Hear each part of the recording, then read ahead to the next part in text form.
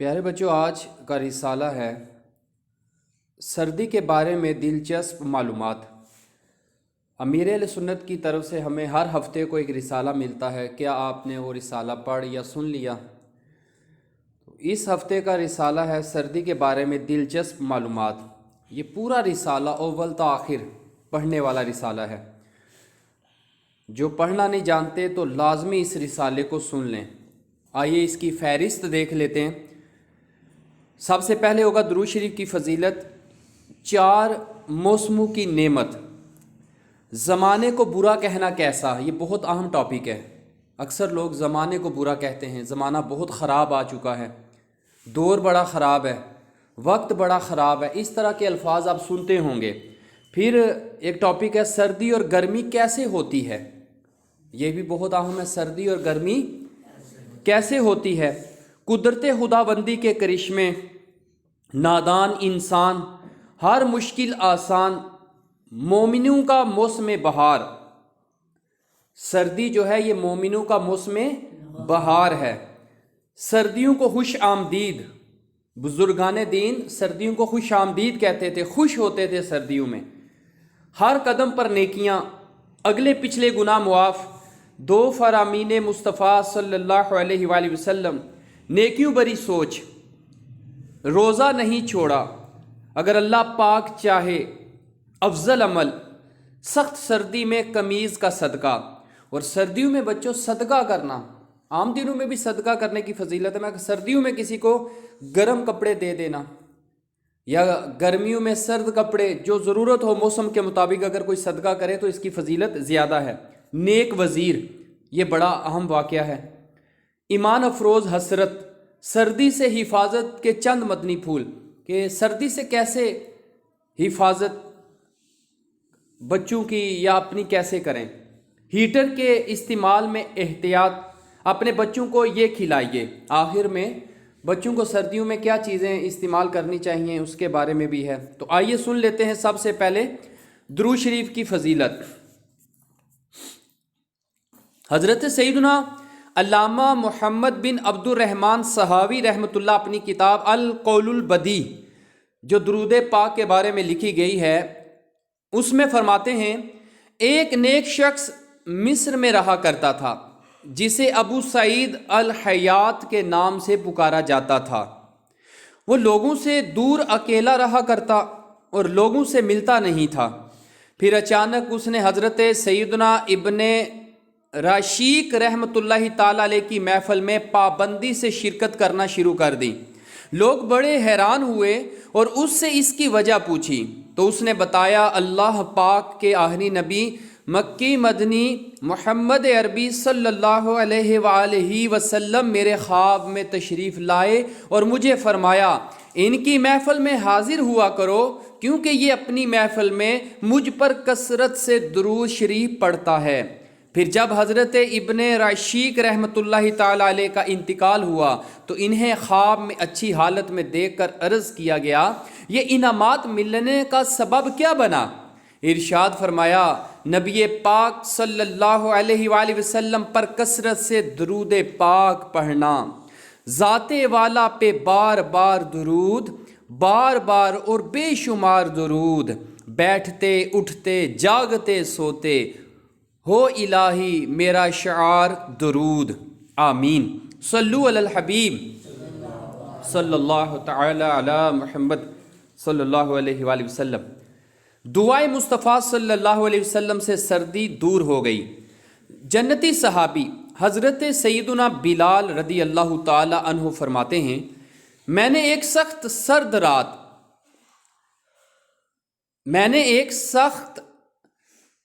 سرد رات میں فجر کی اذان کہی لیکن مسجد میں کوئی نہ آیا۔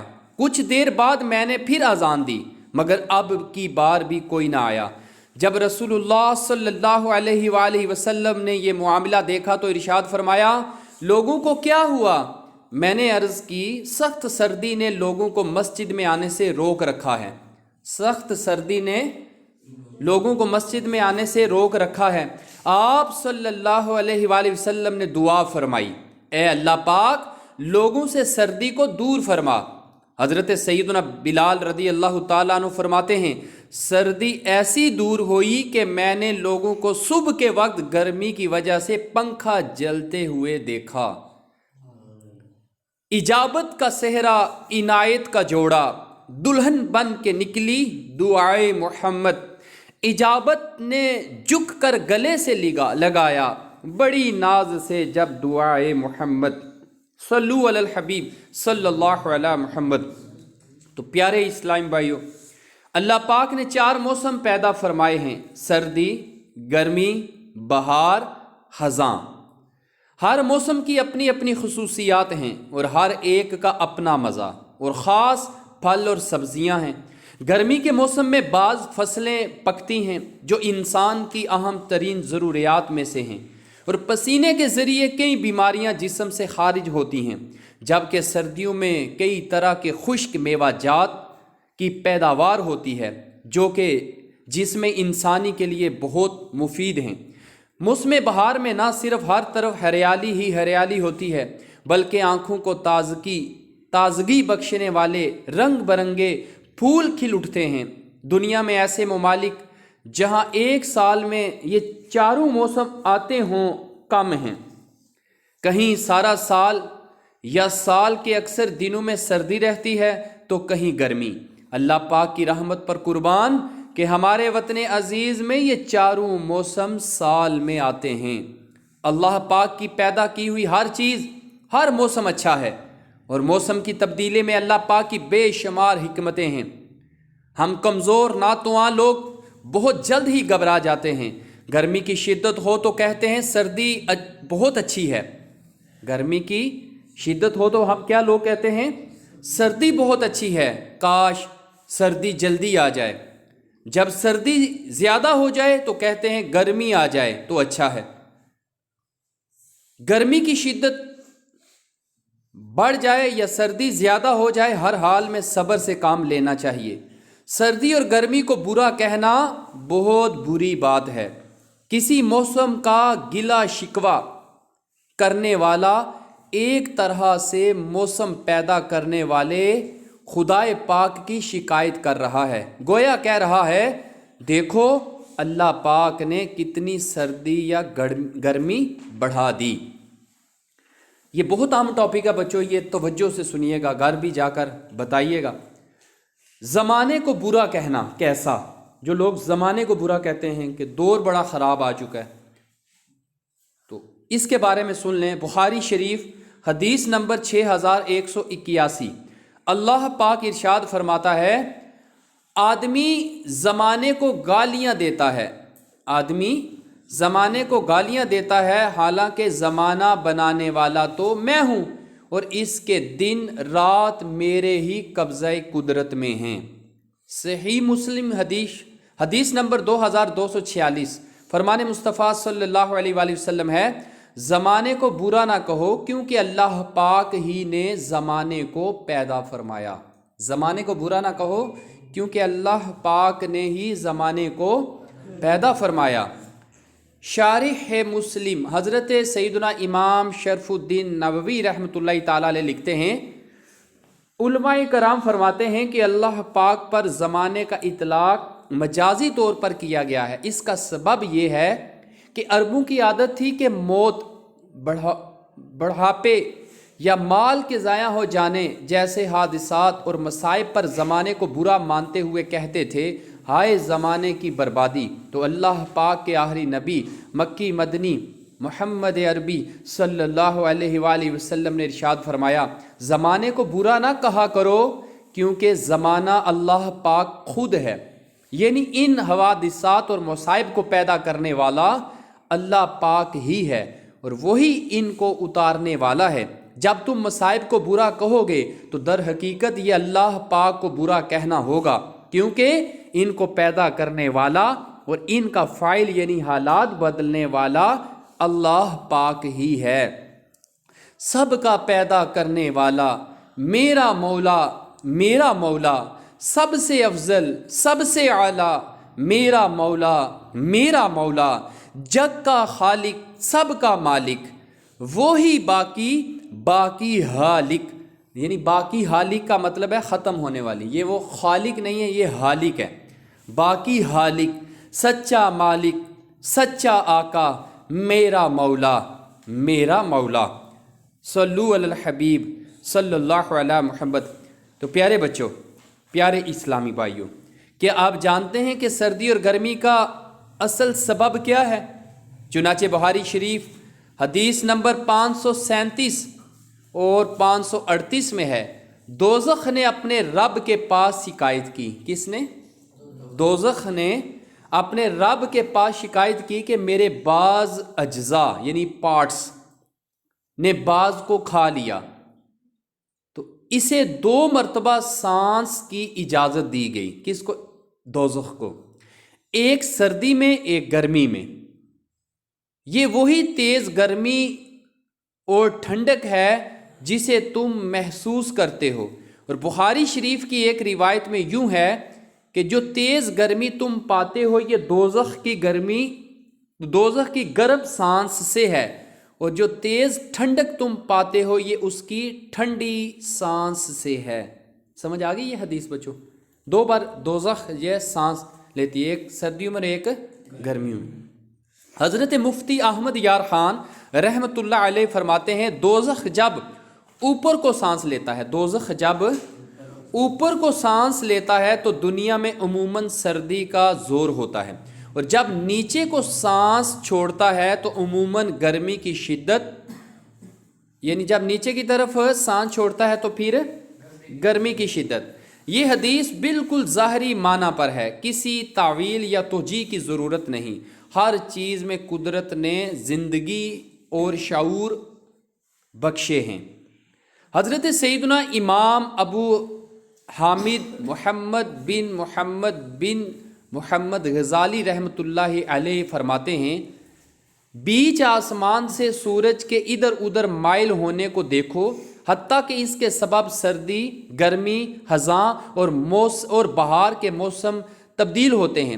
جب سورج وسط آسمان یعنی آسمان کے درمیان سے نیچے کو جھکتا ہے تو ہوا ٹھنڈی اور موسم سرد ہو جاتا ہے، اور جب آسمان کے درمیان میں ٹھہرتا ہے تو سخت گرمی ہو جاتی ہے، اور جب ان دونوں کے درمیان ہوتا ہے تو موسم معتدل یعنی درمیانہ ہو جاتا ہے۔ سبحان اللہ، اللہ پاک کی شان قدرت کے کیسے حیرت انگیز رنگ ہیں۔ سبحان اللہ العظیم و بحمدہ، یعنی اللہ پاک عظمت والا ہے اور اسی کے لیے تمام تعریفیں ہیں۔ میرے آقا اعلی حضرت امام اہل سنت مولانا شاہ امام احمد رضا خان رحمۃ اللہ علیہ کے بائی جان، شہنشاہ صحن، استاذ زمن حضرت مولانا حسن رضا خان رحمۃ اللہ تعالیٰ علیہ نے کتنا پیارا شعر کہا ہے، ہر شے سے ہیں عیاں میرے سونے کی صنعتیں، عالم سب آئینوں میں ہے آئینہ ساز کا، افلاک و ارض سب تیرے فرما پذیر ہیں، حاکم ہے تو جہاں کے نشیب و فراز کا۔ اے عاشقان رسول، سوچئے تو صحیح، یہ انسان بھی کیسا نادان ہے جو گاڑی تک پہنچنے سے پہلے ریموٹ سے گاڑی کھول دیتا ہے، سردی آنے سے قبل گرم کپڑوں کا انتظام کر لیتا ہے، رات گھر آنے سے پہلے ناشتے کا سامان لے آتا ہے، بچے کی پیدائش سے پہلے کپڑے تیار کر لیتا ہے، رمضان المبارک میں عصر سے قبل ہی افطاری کی تیاری شروع کر دیتا ہے، بارش میں نکلنے سے پہلے چھتری لے لیتا ہے، لمبے سفر پر روانہ ہوتے وقت گاڑی، ہوا، پانی، پیٹرول چیک کر لیتا ہے، اندھیرے میں نکلنے سے پہلے ٹارچ تھام لیتا ہے، لیکن موت جو کہ یقینی طور پر آنے والی ہے اس کے لیے بالکل بھی تیاری نہیں کرتا۔ سردی گرمی کا موسم تو اپنے وقت پر آتا جاتا ہے، مگر ہم اپنی قبر و آخرت کی تیاری کیوں نہیں کرتے؟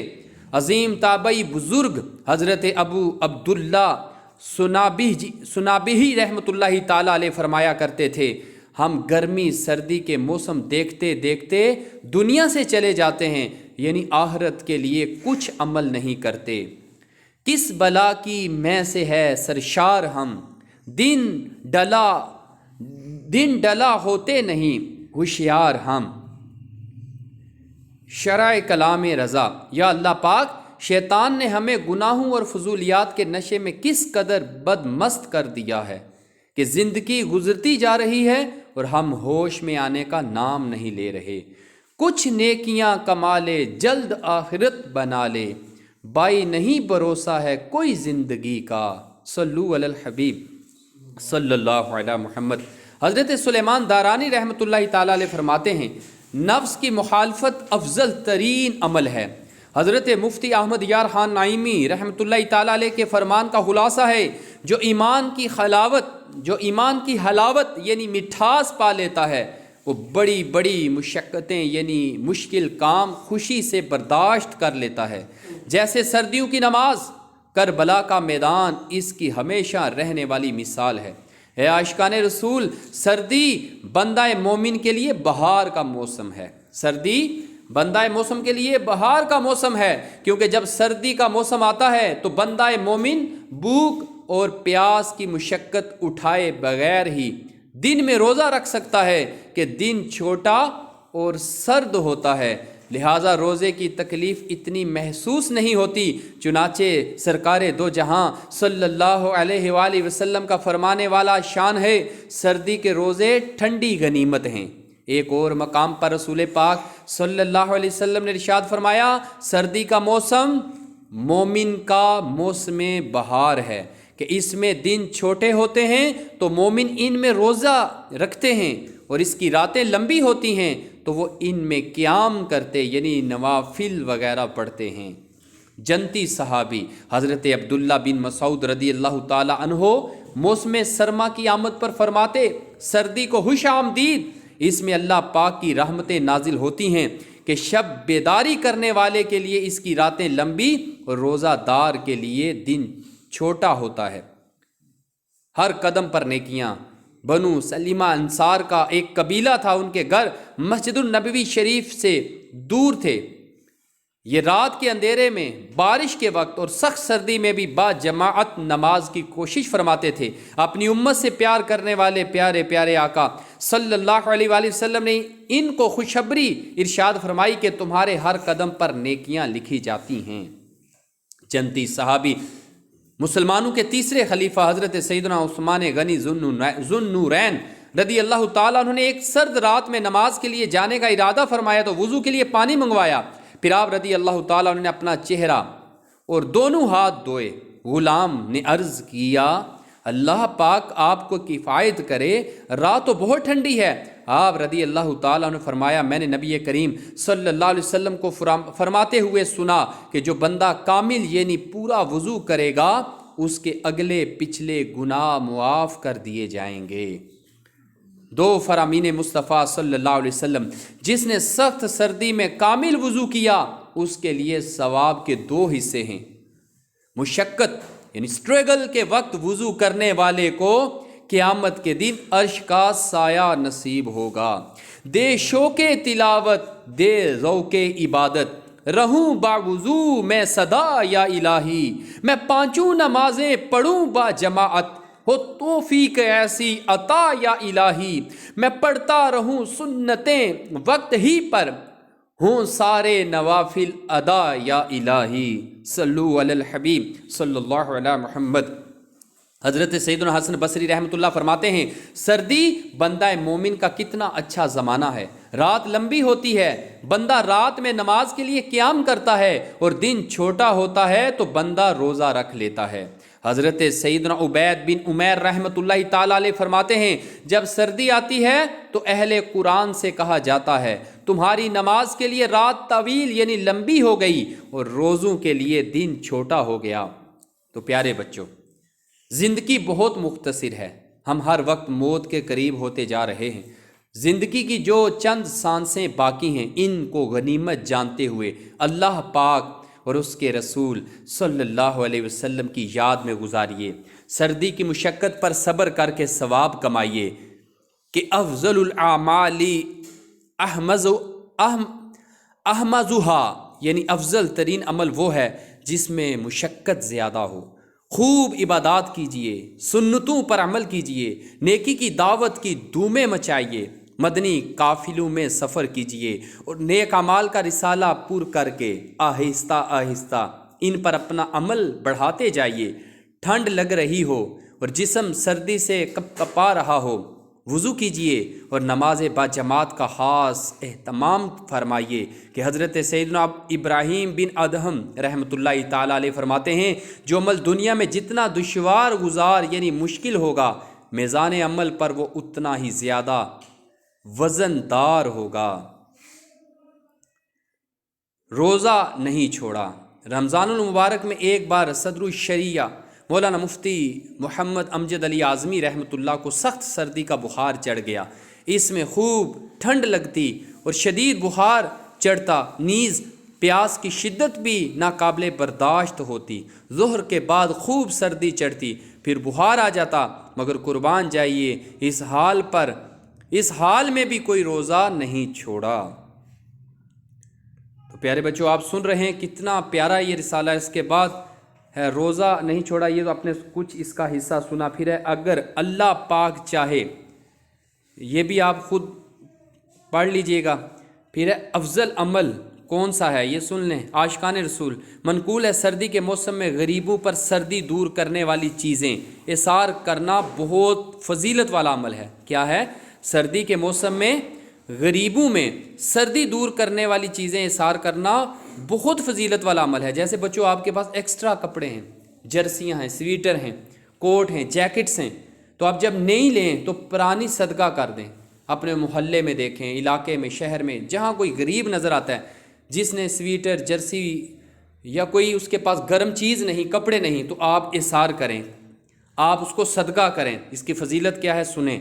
اللہ پاک قرآن کریم پارہ 6 سورۃ المائدہ آیت نمبر 32 میں ارشاد فرماتا ہے، ترجمہ کنز الایمان، جس نے ایک جان کو جلا لیا یعنی قتل سے بچا کر زندہ رکھا، اس نے گویا سب لوگوں کو جلا لیا۔ امام فخر الدین رازی رحمۃ اللہ فرماتے ہیں، وَمَنْ أَحْيَاهَا سے مراد یہ ہے کہ جس نے کسی انسان کو ہلاک کر دینے والی اشیاء جیسے جلنے، ڈوبنے، بہت زیادہ بھوک اور انتہائی گرمی یا سردی وغیرہ سے نجات دلا کر زندہ کیا۔ ہمیشہ ہاتھ بلائی کے واسطے اٹھیں، بچانا ظلم و ستم سے مجھے صدا یا رب، رہیں بلائی کی راہوں میں گام زن ہر دم، کریں نہ رخ میرے پاؤں گناہ کا یا رب۔ صلو علی الحبیب صلی اللہ علی محمد۔ سخت سردی میں قمیض کا صدقہ، یہ بھی آپ پڑھیے گا۔ نیک وزیر، یہ واقعہ سن لیں۔ مخلوق خدا سے اچھا سلوک کرنے والے کا واقعہ ملاحظہ کیجئے۔ ایک نیک وزیر کو بتایا گیا کہ ایک عورت کے 4 یتیم بچے ننگے اور بھوکے ہیں۔ وزیر نے ایک آدمی کو حکم دیا کہ فوراً جاؤ اور ان کی ضرورت کے کپڑے اور کھانا وغیرہ انہیں پہنچاؤ۔ پھر وزیر نے اپنا گرم لباس اتار دیا اور قسم کھائی، خدا کی قسم، میں تب تک لباس نہ پہنوں گا اور نہ ہی کوئی گرمائش یعنی ہیٹ لوں گا جب تک یہ آدمی مجھے واپس آ کر بتا نہ دے کہ ان یتیموں کو لباس پہنا دیے ہیں اور ان کا پیٹ بھر دیا ہے۔ چنانچہ اس آدمی نے جب واپس آ کر بتایا کہ یتیموں نے کپڑے پہن لیے ہیں اور کھانے سے پیٹ بھر گئے ہیں، تب نیک وزیر نے اپنے کپڑے دوبارہ پہنے۔ اس وقت نیک وزیر سردی سے کانپ رہا تھا۔ مختصر سی زندگی ہے بھائیو، نیکیاں کیجئے نہ غفلت کیجئے۔ تو پیارے بچوں، آپ یہ رسالہ سن رہے ہیں، دیکھیں کتنا یہ پیارا رسالہ ہے۔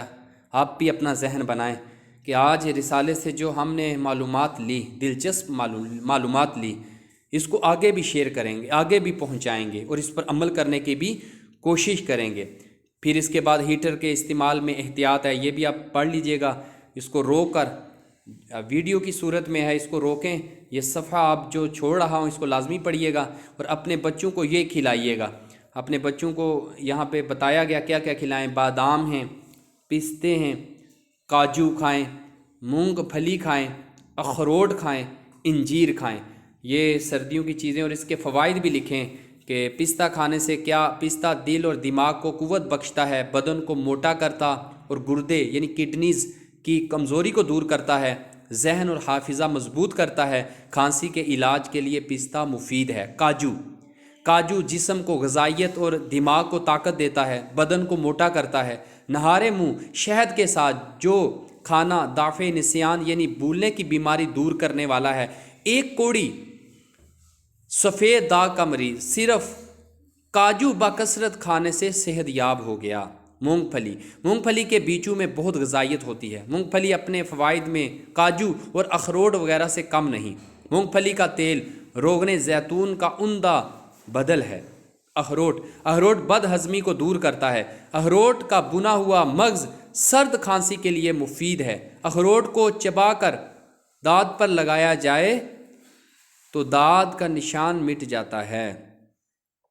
انجیر، حدیث پاک میں ہے انجیر کھاؤ کیونکہ یہ بواسیر کو ختم کرتی اور نکرس یعنی ایک درد جو ٹہنوں اور پاؤں کی انگلیوں میں ہوتا ہے میں مفید ہے۔ انجیر کے فوائد، انجیر میں دیگر تمام پھلوں کے مقابلے میں بہت غذائیت ہے۔ انجیر بواسیر کو ختم کر دیتا اور جوڑوں کے درد کے لیے مفید ہے۔ انجیر نہارے منہ کھانے کے عجیب و غریب فوائد ہیں۔ انجیر موٹے پیٹ کو چھوٹا کرتا اور موٹاپا دور کرتا ہے۔ انجیر میں کھانسی اور دمے کا علاج ہے۔ انجیر چہرے کا رنگ نکھارتا ہے۔ انجیر پیاس بجھاتا ہے۔ اور آخر میں امیر اہل سنت دعا دے رہے ہیں کہ یا اللہ پاک، جو کوئی read and listen Islamic books application, بچوں یہ پلے سٹور پر جائیں، یہ ایپلیکیشن ہے، اس کے بارے میں امیر اہل سنت دعا دے رہے ہیں کہ یا اللہ، جو کوئی read and listen Islamic books application اپنے موبائل میں انسٹال کرے اور کم از کم 12 کو اس کی دعوت دے کر انسٹال کروائے اور اس کو استعمال کرتا رہے، اس کو علم دین کے کبھی ختم نہ ہونے والے خزانے سے نواز کر اپنے علم پر عمل کرنے کی توفیق عطا فرما اور اس کو بے حساب بخش کر اس سے ہمیشہ کے لیے راضی ہو جا۔ آمین بجاہ النبی الامین صلی اللہ علیہ وآلہ وسلم۔ کون کون بچہ دے گا 12 کو دعوت؟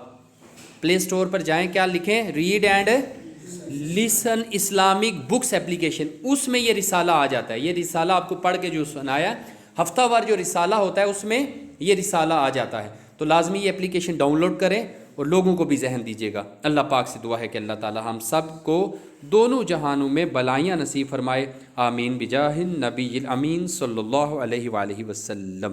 توبوا الی اللہ،